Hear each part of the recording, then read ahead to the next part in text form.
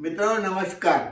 मला आपल्याला सांगण्यास अतिशय आनंद होतोय की हा माझा 500वा व्हिडिओ आहे। बघा मित्रांनो की 2400च्या वर सबस्क्रायबर आणि 500 व्हिडिओज हा YouTube वर एक चांगला परफॉर्मन्स मानला जातो आणि तो तुमच्या सर्वांच्या सहकार्याने मी पूर्ण करू शकलो। मला खात्री आहे की हा माझा 500वा व्हिडिओ आपण सर्व मिळून पुन्हा एकदा फेमस करणार, प्रसिद्ध करणार आणि व्हायरल करणार आहात। तर मित्र हो, जंगली जानवर, बदतमीज, पगला कैका हे असे शब्द वापरले की आपल्या समोर कोणता नायक उभा राहतो? अर्थातच शम्मी कपूर। या शम्मी कपूरचे चित्रपटच असे होते की त्याच्यामध्ये त्याचा रोल असा राहायचा, जंगली जानवर वगैरे पगला कैका सारखा।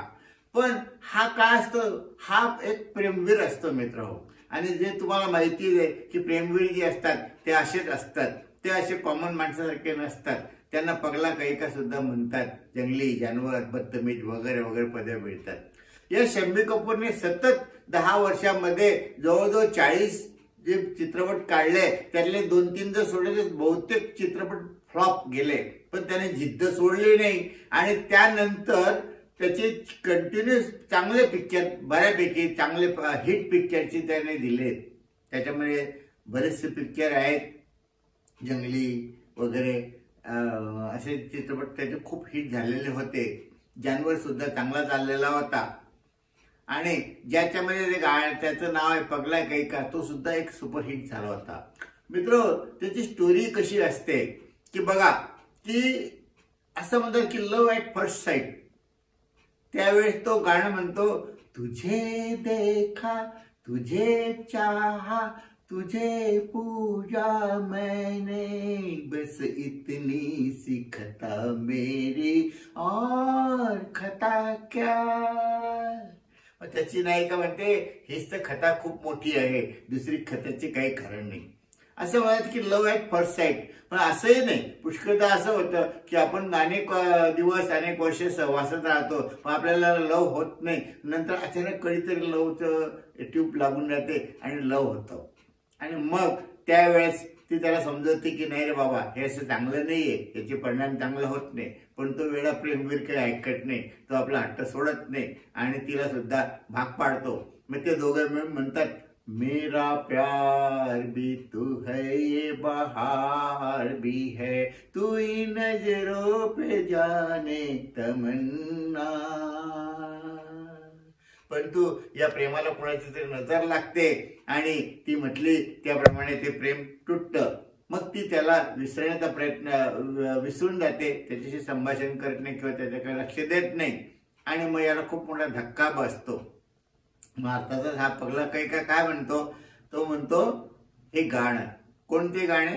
अतिशय हिट झालेले गाणे, तुम मुझे यूं भुला ना पाओगे, हाँ तुम मुझे यूं जब कभी भी सुनोगे गीत मेरे, संग संग तुम भी गुनगुनाओगे,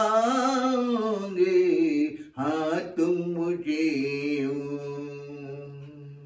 अर्थात त्याच्या मताप्रमाणे ती त्याला विसरते की नाही हा प्रश्न वेगळाच आहे, पण तो मात्र तिला कधीच विसरू शकत नाही, कारण त्याला हे माहिती असतं आणि त्याला हे आठवतं की तो म्हणतो, वो बहारे वो चांदनी रातें हमने की थी जो प्यार की बातें, उन नजारों की याद आएगी।